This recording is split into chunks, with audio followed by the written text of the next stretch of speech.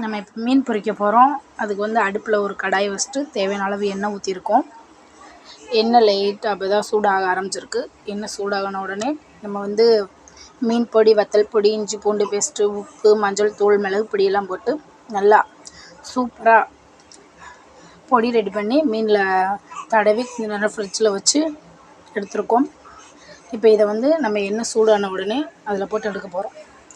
இப்போ பாருங்கள், எண்ணெய் நல்லா சூடாயிருச்சு. இப்போ ஒரு மீன் துண்டு எடுத்து போட்டுடலாமா?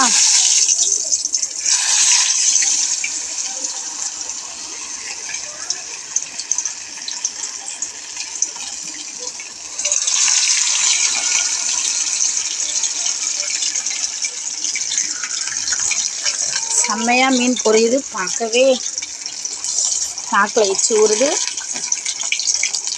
செம்ம டேஸ்ட்டாக இருக்கும்னு நினைக்கிறேன்.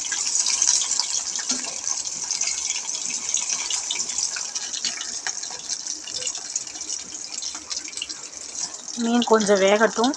மீன் வந்து ஒரு 10 செகண்ட்லேயே குக் ஆயிரும். குக் ஆன உடனே நம்ம வந்து எடுத்து சேவ் பண்ணலாம்.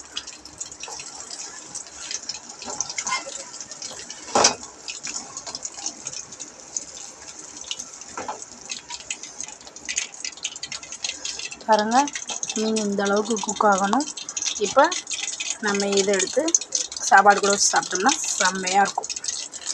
Okay, thank you friends.